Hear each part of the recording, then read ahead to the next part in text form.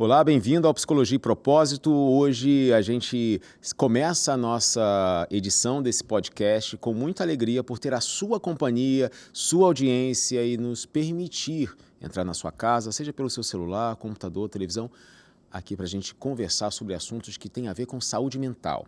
Hoje a gente vai falar sobre o uso do celular. Quem não utiliza o celular por mínimo de 3 horas por dia? É um pouco difícil, né? Porque praticamente tudo está no celular, desde o despertador até o seu bloco de notas para anotar uma ideia nova, calendário, contatos, para você ver a vida dos outros, para você compartilhar e conversar com as pessoas e até para falar, que era a ideia inicial de um celular, hoje é algo que quase ninguém mais faz no próprio celular, que é falar ao telefone. Pois bem, mas a questão toda é essa hiperconectividade. Você dorme e acorda já conectado às redes. E qual a relação entre essa hiperconectividade com a saúde mental? Para falar sobre isso, eu estou com o psicólogo clínico Israel de Deus. Ele é da Gestalt Terapia, ou melhor, ele está na Gestalt Terapia, que eu acabei de aprender. Muito obrigado pela sua presença aqui. Um prazer te receber. Prazer, Anderson, é meu. A gente vai conversar muito sobre esse assunto, até porque hoje é muito difícil a gente visualizar, observar a vida sem essa hiperconexão, né? Hoje você está conectado até quando está dormindo. Sim. Sua rede social continua recebendo feeds de outras pessoas e quando você acorda, nem sempre dá conta de tudo que foi compartilhado nas redes, né? Qual a relação que você vê desses dois tópicos, hiperconectividade e saúde mental? É algo que a gente vai ver, pelo menos vai ter notícia disso com muito mais incidência, acredito eu, daqui para os próximos anos, né? Porque é um modelo novo, é uma forma nova da humanidade, do nosso recorte de humanidade funcionar no mundo. Se a gente pensar no tempo que a internet tem no Brasil e que a grande massa tem acesso, de fato, às redes e aos smartphones, a gente vai entender, se a gente fizer esse olhar antropológico, social, que é algo novo. Então, por ser novo, a gente está olhando para isso com critério, com cuidado agora. E quando eu digo agência, é toda a comunidade científica, psicológicos, médicos, porque é algo que precisa ter um alerta sobre esse tema. Na verdade, pela chegada, né, a gente sabe que a tecnologia assim, abriu as portas na década de 90. E aí você pode pensar assim, nossa, no século passado, há 35 anos. Sim, mas 35 anos ainda é um tempo muito curto para avaliarmos as consequências disso. Porém, na década de 90, se tornou muito comum o computador pessoal. Agora, a internet foi nos anos 2000, que deu um boom aí, foi crescendo e cada vez mais as pessoas têm mais acesso, mais rapidez, mais velocidade, mais informações. E aí, se a gente for pensar nessa chegada da internet, e eu lembro, eu não lembro em 2000, não que eu não seja velho, a questão toda não é essa. A questão é que nos anos 2000, eu não tinha acesso à internet, né? Celular era algo que não tinha lá em casa. Quando chegou muito tarde e aquele celular que não tinha acesso às redes. Até porque nem existia para a grande população. E aí, se a gente for ver direitinho o acesso para a sociedade no geral de internet, de redes sociais efetivamente ativa, a gente pode colocar aí 2005 em diante, 2010, vem emplacando o negócio e toma um corpo muito mais forte. Aí de 2010 para 2025 são 15 anos. A gente muito mal aí consegue avaliar um pouquinho a geração Z. Né? Geração Z e geração Alfa. Mas quais são as consequências disso? A gente vai ter que dar tempo ao tempo para conseguir colher, né, as mudanças. A gente já consegue ver algumas alterações na construção, principalmente da adolescência e juventude atual, porque foi redesenhado com essa tecnologia, né? A geração Z já passa por isso, a geração Alpha, então, que nasceu imersa. Mais do que imersa, nasceu mergulhada na tecnologia, a gente já consegue ver uma mudança na estrutura familiar, na estrutura educacional, no desenvolvimento dessas crianças, não é? Por causa do acesso. Então, por mais que a gente observe isso e veja essas alterações, o que você falou, Israel, faz muito sentido, porque ainda não temos concretude. A gente não tem nada muito sólido ainda para dizer, olha, isso é ruim por conta disso, isso aqui gera isso. Mas a gente tem alguns sinais de evidências. Né? E a gente vai falar muito sobre isso, como é que essa hiperconectividade afeta a saúde mental. E aí, eu sei que você não atende crianças, mas começa por aí desde muito pequeno, né? Eu trabalho com crianças e eu percebo muito isso. Essa hiperconectividade altera e prejudica atenção, raciocínio, memória, lidar com emoções, a questão de tédio, questão de raiva, e aí se vai, né? Isso com criança. Aí com criança você fala assim, mas está em formação, está em construção. O problema é que isso também afeta adultos. Sim. Essa discussão, ela tem que... quando a gente olha para a discussão da hiperconectividade, a gente faz um olhar, lógico, que macro, né? Mas a gente poderia fazer um recorte, né? De quem transicionou, quem escrevia carta e hoje conversa no WhatsApp, fala nas redes sociais de forma plena com todos os pares. Quem vive a pessoa que não tinha essa experiência e passou a ter. E quem já nasceu nessa experiência e quem hoje está, de fato, vivenciando e não conhece um mundo sem essa realidade outrora que existia. Então, assim, esses cenários, ele pode parecer que não, mas tem discussões diferentes e dentro desse cenário. Como você falou das crianças, é super importante aí os pais ou os responsáveis no geral que estão tendo a oportunidade, né, de estar participando e vendo essa informação que a gente está trazendo aqui hoje, entender a importância que tem a criança de 0 a 7 anos na construção da persona desse indivíduo, né? E aí qual é a recomendação hoje? O que está nos manuais de diagnóstico, o que a turma tem falado sobre isso. Então, de 0 a 2 anos é 0 tela. E aí, quando a gente faz esse... O problema é que isso não acontece, né? Quando a gente faz esse passeio social, a gente identifica um monte de crianças que deveriam estar tendo 0 acesso a esse tipo de estímulo neural consumindo esse conteúdo. E as crianças que estão ali de 2 aos 7 anos, que tipo de conteúdo essa criança... não, o conteúdo é livre.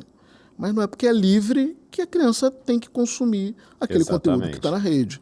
Então, assim, a discussão que existe hoje para a criançada aí de dos 7 aos 12 anos, porque é um caminho irreversível no sentido da evolução que a humanidade está seguindo, né? Não tem como tirar, ausentar. Se já teve acesso, não tem como fazer a retirada sem dar uma outra alternativa.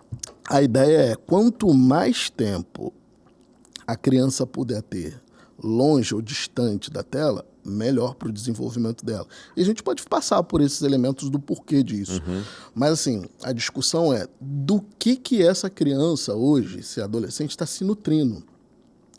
Qual é o tipo de conteúdo que o meu filho, o meu sobrinho, as crianças hoje consomem. Então, dá trabalho ser responsável de alguém.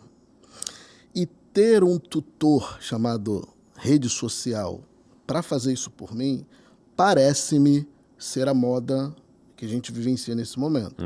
Então, todos estão vivenciando os seus afazeres, as suas correrias, e a criança que demanda de atenção desses responsáveis está ali. Está na ela rede continua social, ali. está na aí, internet. quem é que tutoria? Quem é que senta para vivenciar essa experiência de modelar a criança? Bandura fala sobre isso, né? Esse referencial de significância, que vai ser esse espelho para essa criança que entra nessa sociedade, precisa ser o adulto responsável. Exato. E as crianças, elas aprendem nessa primeira faixa etária muito mais por exemplificação, contato, do que por palavras. Exato. E aí, se é roubado no sentido de tirado da criança esse contato com esse adulto no brincar, no desenvolver, no reprimir, no frustrar, e isso é dado para a rede social, então é a rede social que diz como ela vai ser, o que ela pode pedir, o que ela... E nas redes sociais não existe repressão, não existe cobrança, não existe, olha, isso não pode, ou proibição. Uma coisa que você falou de Bandura foi muito interessante, que é o espelhamento, né? Em quem a criança se espelha. Tem até um vídeo que rola na internet muito interessante de um adulto tem uma atitude e a criança do lado ela repete essa atitude. Fizeram de forma bem escrachada, mas para chamar a nossa atenção de que a criança é uma réplica do adulto com quem ela mais frequenta.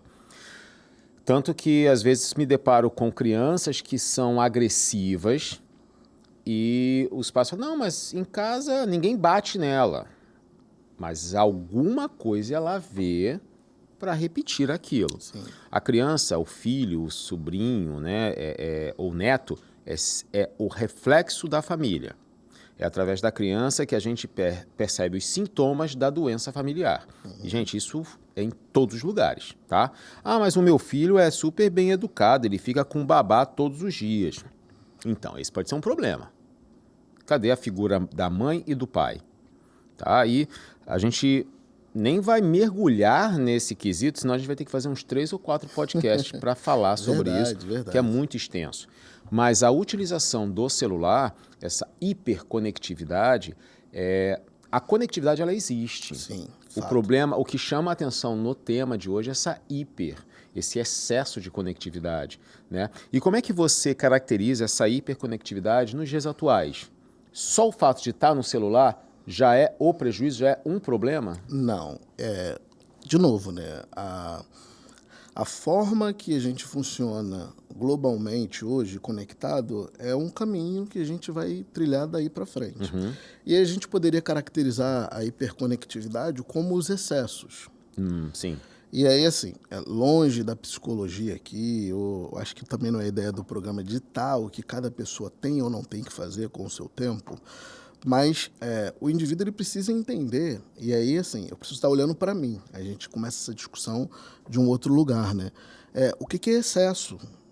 E aí, assim, são pontos primários. Se eu não consigo ceder o apelo de tocar no meu celular após notificação, eu preciso ligar um sinal de alerta. Exato. Então, se eu tenho a necessidade de scrollar, né, de rolar a timeline, mesmo que eu saiba que não exista uma nova informação, mas o meu hábito de gerar esse movimento, de verificar na rede o que tem de novo para mim, eu preciso talvez criar um sinal de alerta. Se eu estou em um trabalho que me demanda estar 24 horas conectado num smartphone, porque senão talvez a minha condição... Uma informação importante que você pode causar um prejuízo. Olha como é que a linha é tênue. Eu preciso ter o meu espaço laboral, eu tenho que trabalhar. E aí, como é que funciona no Brasil? A gente vende a nossa hora de trabalho. Sim. Nosso produto, nosso esforço, nosso intelecto. E assim, a gente está voltando aqui 15, 20 anos. A pessoa chegava e tinha uma hora que ela estava dentro desse padrão que a gente entende ser a hora de serviço. E aí encerrou aquela hora, independente da jornada, se é 8, se é 10, se é 12, encerrou. E o que a gente vê que é mais comum hoje é a pessoa encerrar a hora dela de trabalho no espaço laboral e continuar conectado com o trabalho. Aí tem uma diferença, né, uma dicotomia muito interessante, que antes você estava no trabalho e saía do trabalho. Hoje o trabalho está em você e não sai de você. Sim, e tem relação direta com a hiperconectividade. Exato. Porque foi a conexão que abriu essa porta de acesso para onde a gente está em qualquer lugar. Você falou uma coisa que chama a atenção. A gente considera um transtorno, né, uma ansiedade se torna um transtorno quando ele causa prejuízo e sofrimento. Exato. Prejuízo relacional, prejuízo social, prejuízo financeiro, prejuízo de saúde e um sofrimento. Ela sofre com aquela consequência ou com aquele mal. Aí a conectividade, ela pode chegar a se tornar um transtorno. Tanto que a gente vê hoje tratamentos de pessoas que estão viciadas Sim. em redes sociais, em tecnologia, de ter uma semelhança com uma pessoa viciada em drogas. Sim. Então, assim, é um problema sério porque te limita, então causa um prejuízo. Te limita porque, às vezes, você procrastina coisas importantes que você precisa fazer pelo hábito de ficar ali online.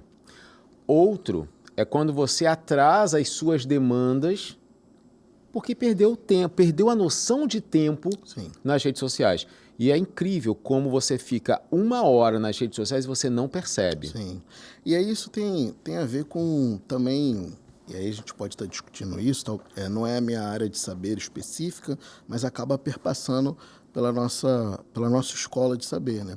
A questão da dopamina que o cérebro acaba por secretar pelos fragmentos de prazer, pelas pequenas recompensas que as redes utilizam, né, as ferramentas e os mecanismos, elas condicionam a pessoa, parte da população, a vivenciar isso. Então, se eu estou num aplicativo, e aí, assim, livre de citar nomes, que se eu cumprir a tarefa tal, identificando o conteúdo que eu já tenho interesse em ver, eu ganho X ou Y, eu preciso bater essa meta para que eu...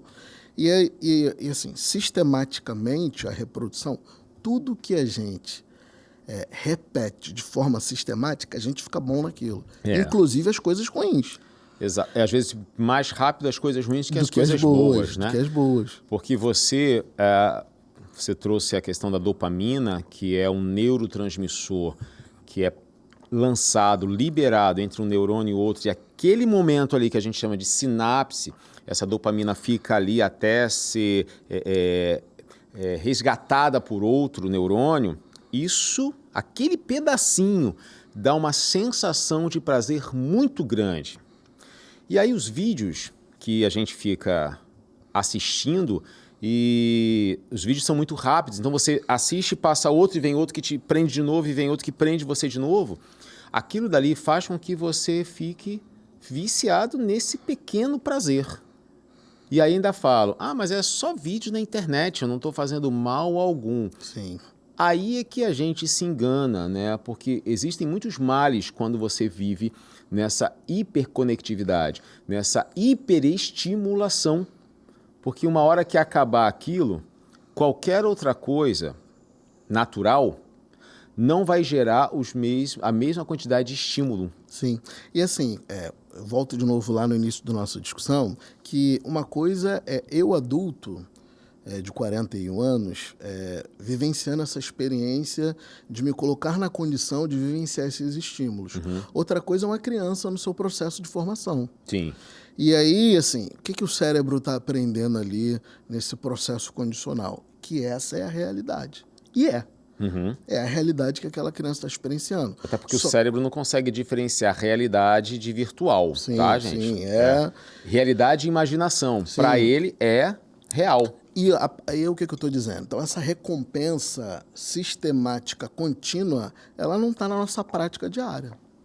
A gente é frustrado, a gente sofre, a gente é cerceado de prazer. Mas frustração é uma coisa que as pessoas hoje em dia estão tendo muita resistência para aceitar. Sim. Você não pode ficar frustrado, você não pode ficar entediado, Sim. você não pode ficar chateado com nada. E assim, a frustração ela é extremamente importante para esse indivíduo desenvolver resiliência na vida adulta. Então, a gente olha para esse indivíduo que está no seu processo de construção e só recebe prazer sem negação. Como é que faz para poder lidar com essa criança que consome tela de forma exacerbada e é frustrada? Aí a gente recebe, ou pelo menos é o que eu ouço falar, né, quando a gente senta em roda, o menino é TEA, e não é excesso de tela. Sim. Ele é TDAH, e assim, aí as classificações, né, excesso de tela. Não, estou vivenciando, é o que eu recebo, estou vivenciando uma experiência ansiogênica. E aí você pede para a pessoa relatar como é que funciona a rotina dela, e aí você verifica que no descrever da rotina dela, ela investe um tempo absurdo. O fato é que para a pessoa descrever o tempo que ela fica em redes sociais... já é um complexo. É difícil, porque para elas para essa pessoa em si, ela pode, de repente, acordar, pegar o celular e ficar 1h30 no celular. Mas para ela, o que você faz ao longo do dia? Eu acordo, eu tomo café, vou para o trabalho. É mesmo? Você faz isso? Sim. E você chega sempre atrasado no trabalho? Pois é, chego sempre atrasado no trabalho. Mas o que acontece nesse meio? Não, eu só acordo, tomo café e vou para o trabalho. Esse dar-se conta do indivíduo, a gente costuma dizer, né, pelo menos na Gestalt terapia, que se as pessoas não se percebem, elas estão dormentes em si. Então, vivenciar essa experiência da verbalização do tempo investido ou gasto nas redes... Gera esse reconhecimento, né? Sim, é identificar quem eu sou.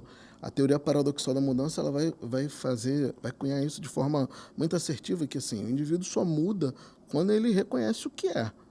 Então, assim, se eu sou uma pessoa hiperconectada, que essa hiperconexão está me gerando dano, e aí eu preciso primeiro me entender, enquanto indivíduo, se eu estou de fato, sim ou não, hiperconectado, e quais são os danos que isso está gerando para mim e para os pares que me cercam. E quais são os danos que podem gerar?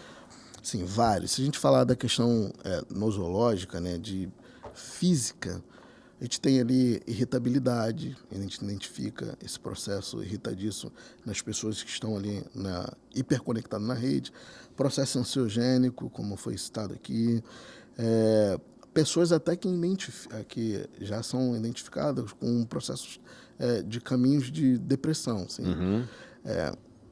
E aí, assim, lógico, né, que a ideia não é demonizar as redes, mas sim falar sobre o processo da hiperconexão. E aí, estar em hiperconexão é perder parte da minha conexão comigo para estar conectado com qualquer outra coisa que não sou eu. Certo.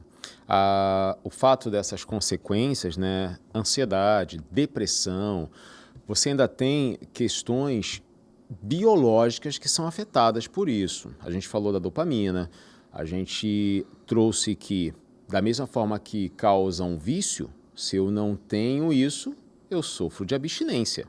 Sim.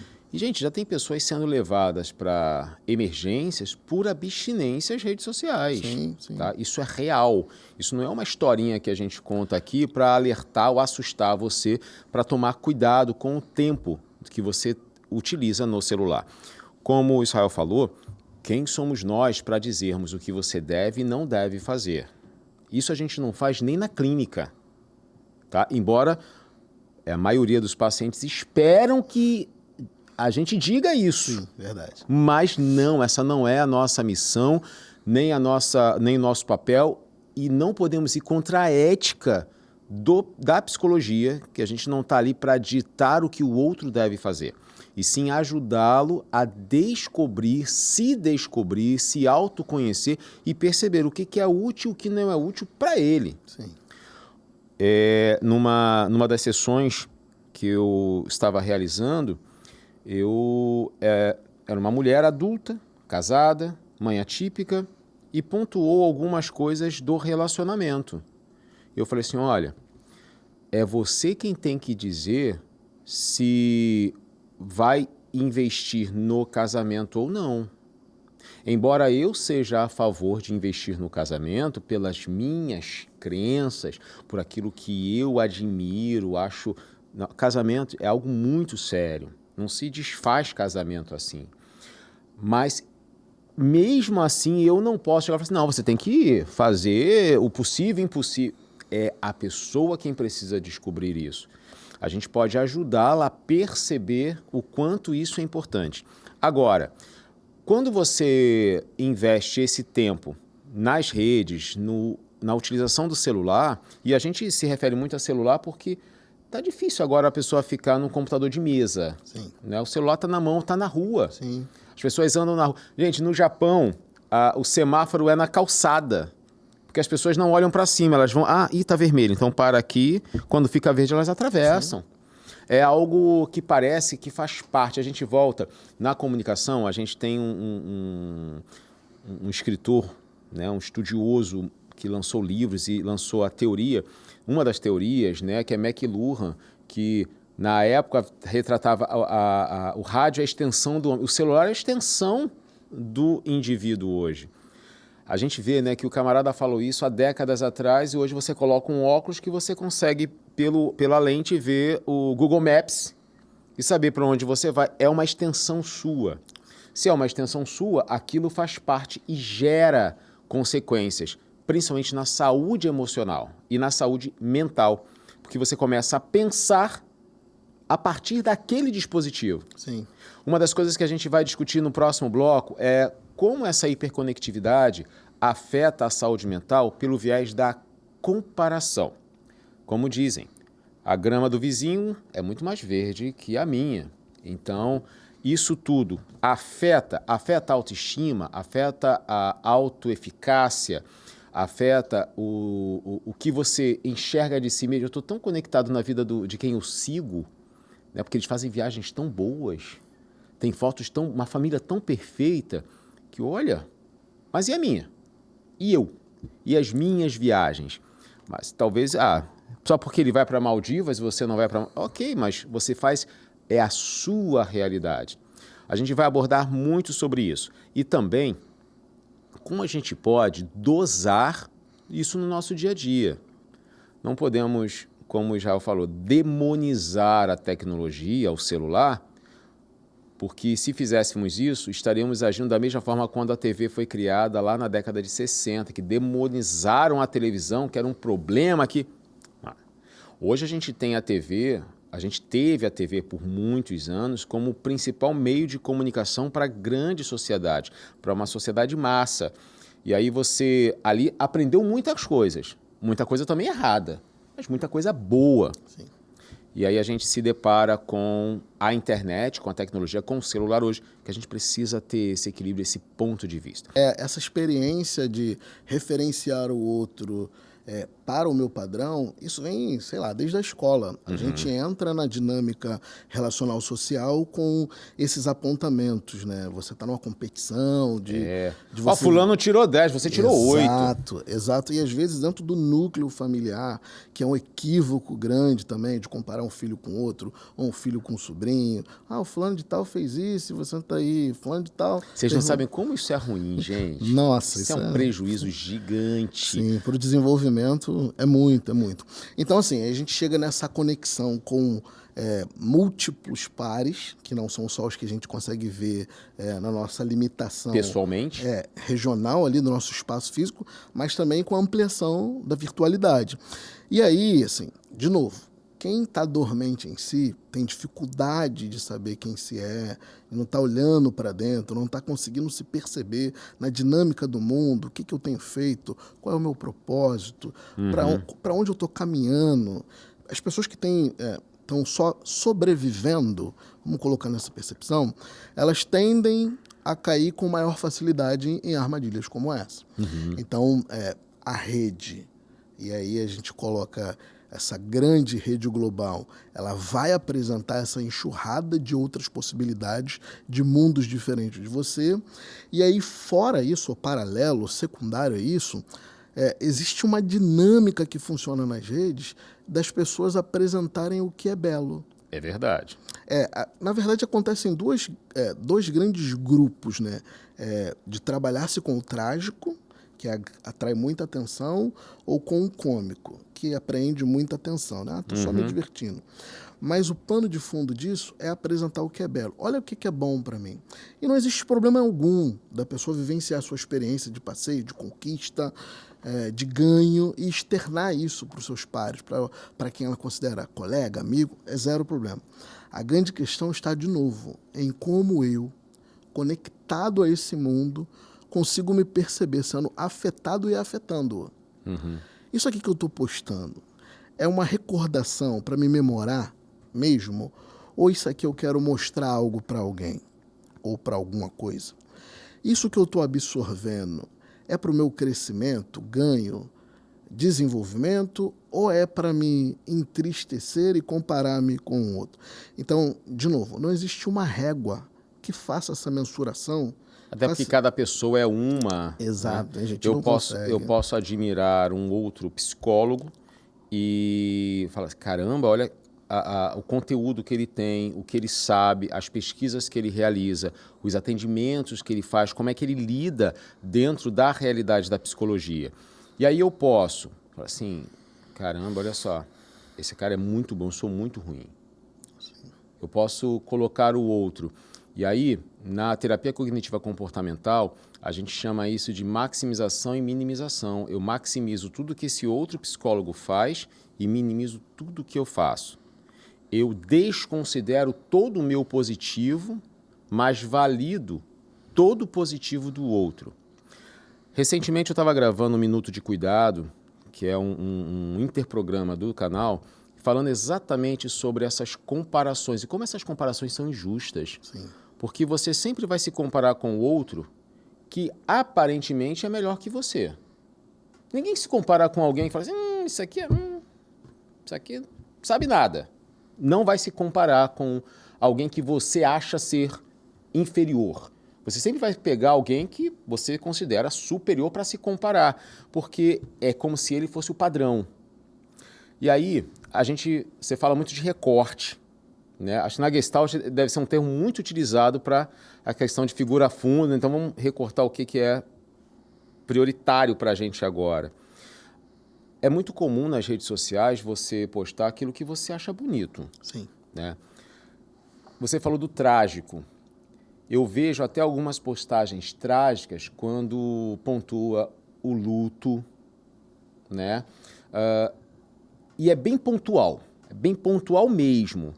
Não é, eu briguei com minha esposa, vou postar nas redes sociais. É muito difícil as pessoas fazerem isso. Uhum. E aí, se você não faz isso, você só coloca coisas bonitas. Você e o teu marido podem estar a trancos e barracos. Mas na hora de postar a foto, os dois vão estar juntos rindo. Você sabe que aquela foto é um recorte daquele momento para aquela foto, mas não a realidade. O fato é que a gente faz isso nas nossas redes sociais, mas quando vai olhar para a rede social do outro, a gente acha que aquela foto representa o todo. E isso é um problema quando a gente não consegue analisar e avaliar dessa forma, não é? Sim. O indivíduo que está perdido na jornada do si mesmo, ele não conseguiu ainda apurar o seu Dasein, como ele funciona no mundo, para que veio, eu estou aqui para quê, qual é o meu propósito. A pessoa meio que se torna parte da grande massa que vai ser mexida. A gente sabe que hoje existe destaque para algum grupo de pessoas, que é um grupo menor, que é chamado hoje de influenciadores. Sim. É uma dinâmica que já existiu na humanidade, só que com outro formato. Hoje a pessoa que é um influenciador digital nas redes tem o poder orientativo ou norteador para uma série de pessoas. E que pessoas são essas? Não, a gente não está falando de pessoas que sofrem de algum déficit cognitivo agravado. Não é sobre isso. É um ser humano comum. Sim. Que está ali sendo influenciado, literalmente, na terminologia, sem se perceber. Porque, assim, perceba, eu não tenho controle nenhum sobre aquele que posta verdade e mentira, se aquele conteúdo lá exposto é bom ou ruim. Eu tenho sobre mim. Exatamente. Então, quando eu começo a identificar que o Anderson, a família dele é boa, isso é uma projeção que eu estou fazendo a partir do meu não olhar para mim. E aí eu tomo essa minha percepção, que pode ser verdadeiro ou não, esse discurso. Mas para aquele que vê, é verdadeiro. Isso.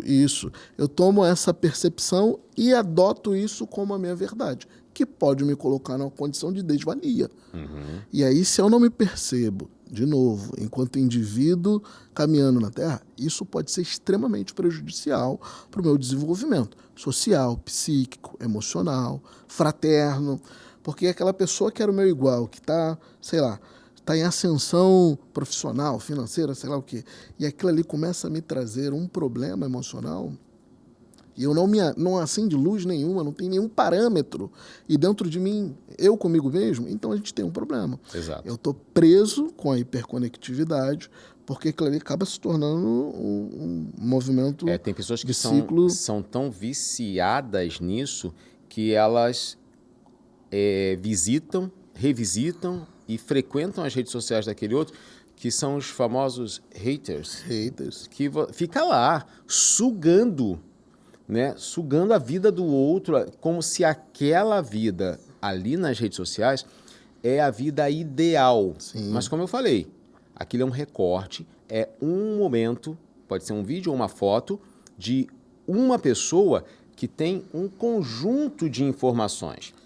Não é porque está viajando que está bem financeiramente. Sim, sim. E assim, eu acho que isso deve chegar no seu consultório também, que é a questão dos relacionamentos afetivos, né?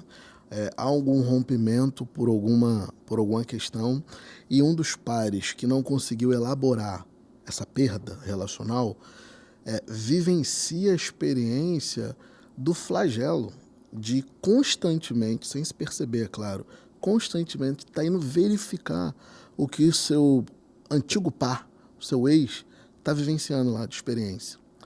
E aí, de novo... E às vezes, desculpa te interromper, só para não perder esse fio da meada. Às vezes, só para tentar aliviar a dor, mas está se causando uma dor ainda maior. Eu percebo de uma outra perspectiva. Não que isso não faça sentido, mas tem uma outra perspectiva. A dor se torna o único lugar que resta do que já se foi. Então, se flagelar com o desenvolver ou com deslanchar daquele que foi, é a única coisa que restou. E que liga ele a outra pessoa. Sim. Faz então, sentido.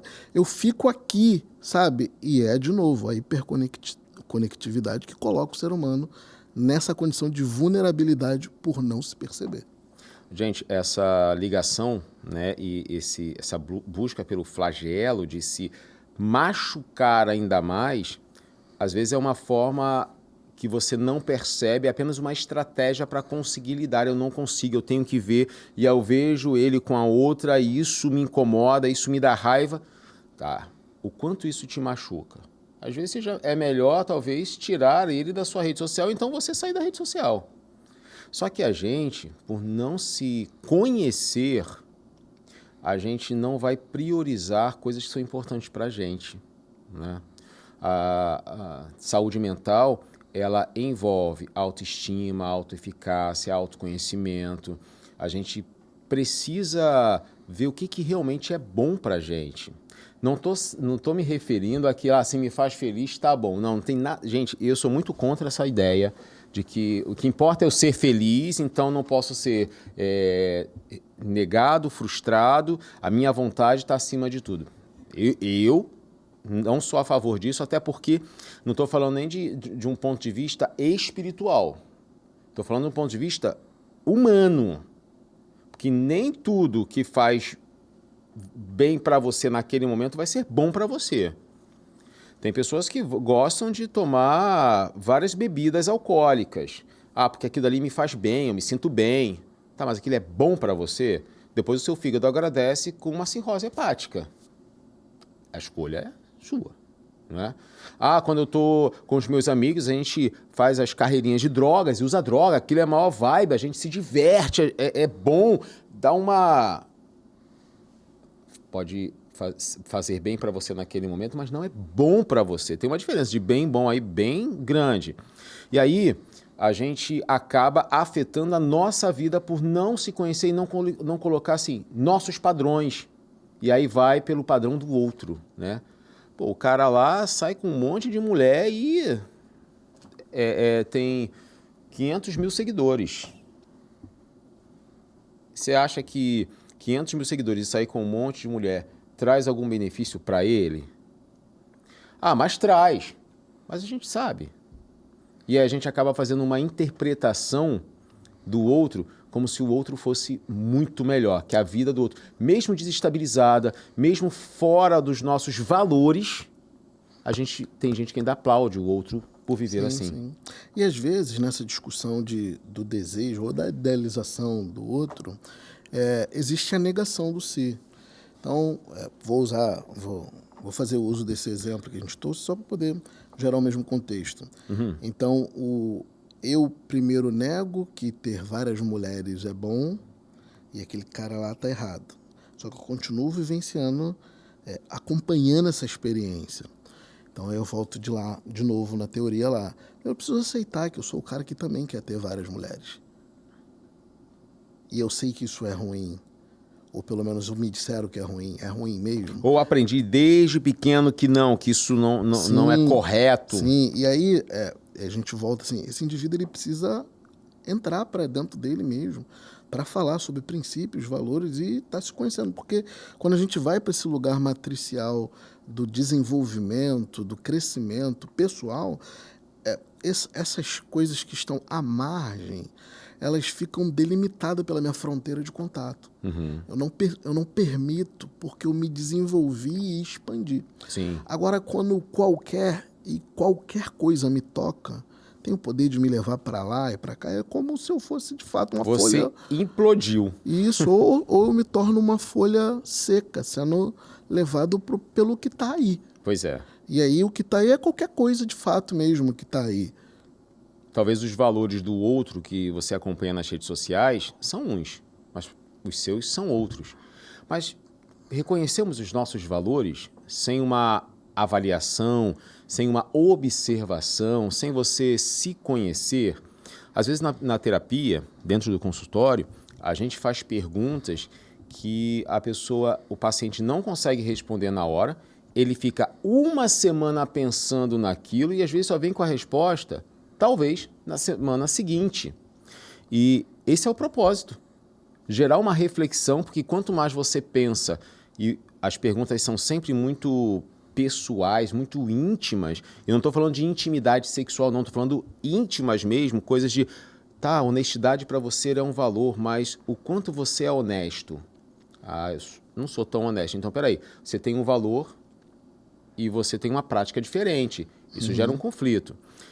A questão, por que a gente entrou nesse assunto? É porque essa hiperconectividade faz você colocar em jogo os seus valores e acaba, muitas vezes, desconsiderando, gerando uma fragilidade na saúde mental. Uma das coisas que a gente abordou aqui no bloco passado foi a questão de atenção, memória, como essa hiperconectividade nos atrapalha. Nos atrapalha fora das telas. Porque você já deve ter percebido, a criança com menos de 2 anos, ela consegue abrir o YouTube e achar o vídeo que ela quer assistir. E se não conseguir assistir, o que ela faz? Chora. Porque ela não pode esperar. E você acha que isso não acaba chegando na vida real, aqui fora? Que ela vai chorar, ela vai reclamar. Sim. E vai se tornar um hábito? Sim.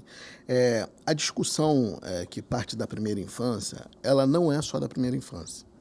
Ela é de todas as faixas etárias. Porque se a criança ela tem acesso, alguém deu.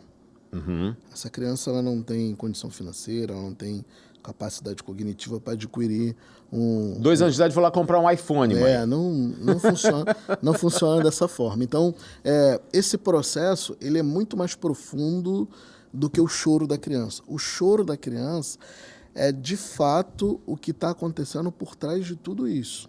Tipo, essa criança que está se jogando. Pouco tempo eu recebi a lamentação em forma de choro de uma conhecida minha que estava insuportável lidar com o próprio filho. E ela estava em real sofrimento.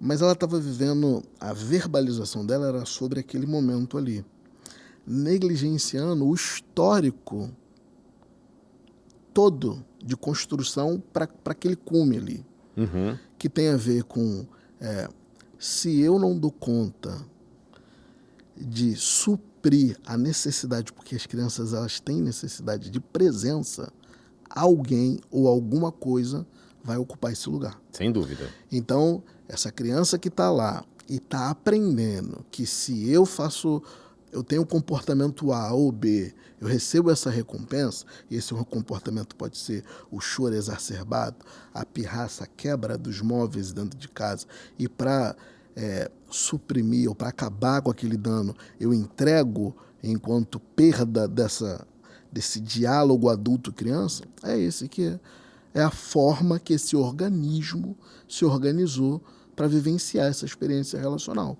Porque é isso.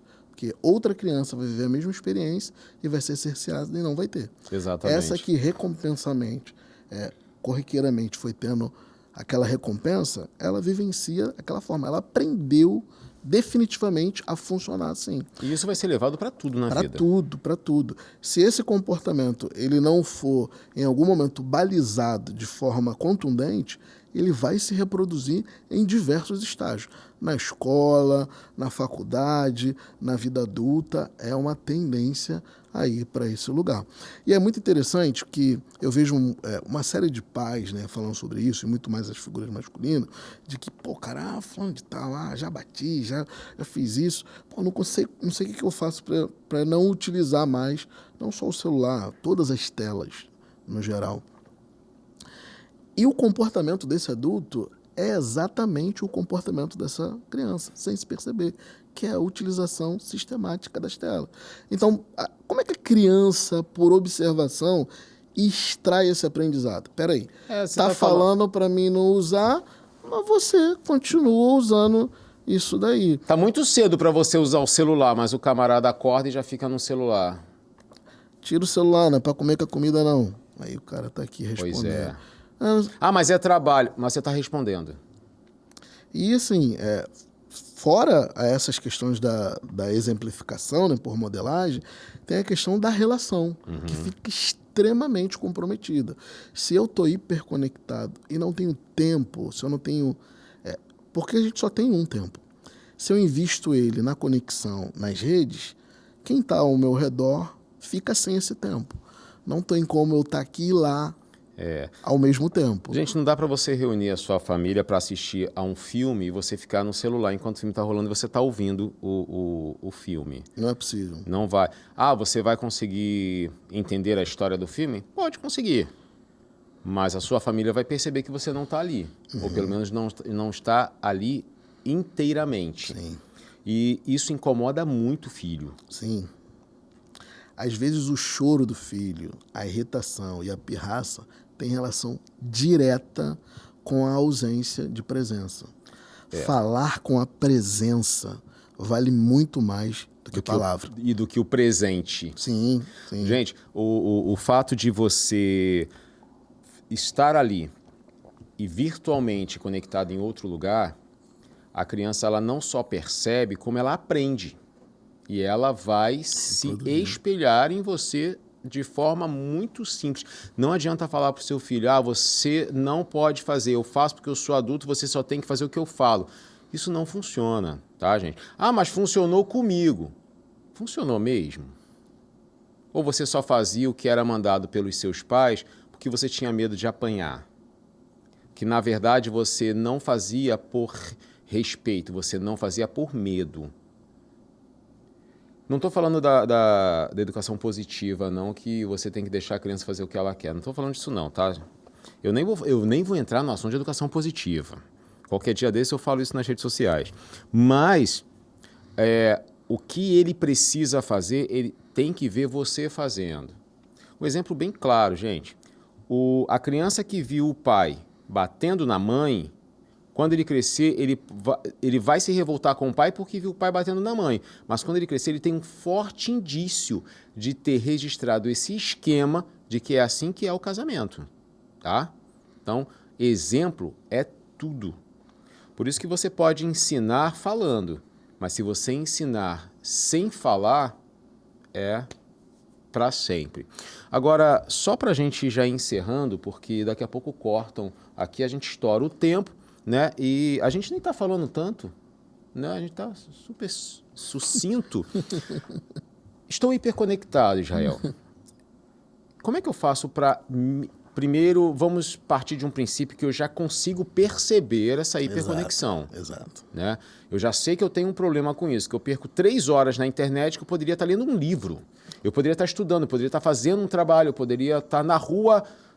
trabalhando, ganhando mais dinheiro, alguma coisa, ou pelo menos ajudando alguém. Mas não, estou 3 horas. Eu preciso diminuir. Sim. O que você sugere? Eu conversei há bem pouco tempo com um rapaz que atravessou esse tema, né, sobre a hiperconectividade, mas a dele tinha uma questão de jogos envolvidos, e vício em jogos e tal. E aí eu fiz um desafio a ele dentro do processo terapêutico, que era ficar 15 dias. A estratégia, o desafio inicial foi de ficar 15 dias desconectado de todas as redes. De todas as redes. Desafio difícil, hein? De todas as redes e tudo quanto é tipo de contato que ele. Pô, mas eu não vivo sem música. Eu falei, ué, se tirar a música, falta-te o ar, como é que funciona isso? Então, houve uma resistência inicial, que aí tem a ver com esse lugar do prazer, de como a pessoa funciona no mundo. Mas o desafio foi aceito depois do diálogo, tentando encurtar aqui. A gente discursou, pós 15 dias de êxito, sobre o silêncio. Que ele não conhecia o silêncio. O que era ele no silêncio? E aí, se a gente parar para perceber como é que funcionam as nossas dinâmicas, né? Que após isso eu tive vários insights, como é que é você, no absoluto, você com você mesmo? É suportável? É prazeroso? Sua companhia é boa para si próprio? Você é entediante? Essa gama de enxurrada de estímulos que você precisa ter, isso fala sobre o quê? Então, foi um mergulho maravilhoso. 5 horas de sessão. Depois dos 15, a gente conseguiu mais 15, aí foram 30 dias, né? E aí depois teve esse desdobramento de como ele se sentia enquanto pessoa longe dos jogos, que era o tema principal, mas que tem a ver com... Ele precisou se ver, né? Sim, sim. E aí eu volto nesse tema. Se a pessoa ela não se percebe, é muito difícil a gente pontuar onde é o necessário conectado e o hiperconectado. Essas coisas vão se confundir. Agora, se você já se percebeu, se isso aqui que a gente está falando faz algum sentido para você nesse processo de desenvolvimento pessoal, eu acho que a pessoa pode construir estratégias básicas. Se você trocar os aplicativos de lugar no seu próprio smartphone, você já vai sentir uma diferença motora. Porque eu não sei se você já percebeu, quando você vai conectar no aplicativo A ou B, o seu corpo, a motricidade já sabe onde está. É 2 para cá, 1 para cá e aqui. Ou na tela. Se você trocar esse engasgo de eu não sei onde está, já funciona como... Já vai chamar a sua atenção e fala assim, peraí... Olha eu de novo. Olha eu de novo. Os aplicativos agora, eles, não só agora, né? Eu já tenho alguns anos, eles desenvolveram tempo limitador de uso. Então, a pessoa pode colocar ali um alerta aí dentro do seu próprio aplicativo, dependendo da rede, para sinalizar que ela já está há não sei quantos minutos conectado naquela rede. Sim. Abre-se um alerta. E aí, assim, tem um aplicativo que diz, você quer continuar? Tem outros que pausam e cessam de vez. Eu acho que isso também funciona como estratégia para quem não consegue se dar conta do tempo que se investe ou se perde nas redes. Eu não vejo que isso vai fazer com que ele não use, mas vai fazer ele observar que, caramba, já estou esse tempo todo. A gente está falando de contenção de danos, né? Então, se eu sou uma pessoa hiperconectada e eu estou me dando conta disso, quais são as estratégias que eu posso ir construindo? Gostei muito da mudança do aplicativo. Eu mesmo fiz isso. Eu tinha um Instagram num ponto do celular que era mais prático para eu poder acessar. Aí eu coloquei dentro de uma pasta. E aí eu tenho que ficar entrando na pasta, entrando no aplicativo. Isso me irrita, porque dá muito trabalho. É bobeira, mas me dá trabalho. Eu falo assim, de novo não, chega. Ou do tempo, você não vai... Eu já falei isso para alguns pacientes, ele fala assim, Anderson, não adiantou não, porque eu fui lá e desliguei o alarme. Eu falei assim, ok, mas você percebeu que você atingiu um tempo considerado. Israel, a gente chegou no nosso fim, eu sei que eu vou ter que trazer você de novo aqui, se você me permitir, eu vou ficar muito feliz, gostei muito da conversa com você. Você tem aí um arsenal de conteúdo. Muito legal que você da Gestalt Terapia, você foi para várias outras aí abordando o assunto. Mas quem quiser acompanhar você nas redes sociais, como é que faz? Então, hoje eu tô lá, né, conectado nesse mundo, eu tô no Instagram. O meu Instagram é @israel.psicólogo. Pode acessar lá, a gente chama no privado lá, que a gente troca uma ideia dentro do possível. A gente conversa com todo mundo. Israel, muito obrigado. Obrigado, Anderson. Prazerzão te receber. Muito feliz de conversar com um Gestalt terapeuta aqui, com esse conteúdo que você tem, cara. Sucesso para você e para os seus pacientes. eles bem, a gente já está feliz da vida, né? Você de casa, muito obrigado pela sua companhia aqui. Me segue lá, Anderson Nascimento Oficial no Instagram, tem vários informativos lá sobre psicologia. Vai ser um prazer ter a sua companhia. Esse foi mais um Psicologia e Propósito. Tchau!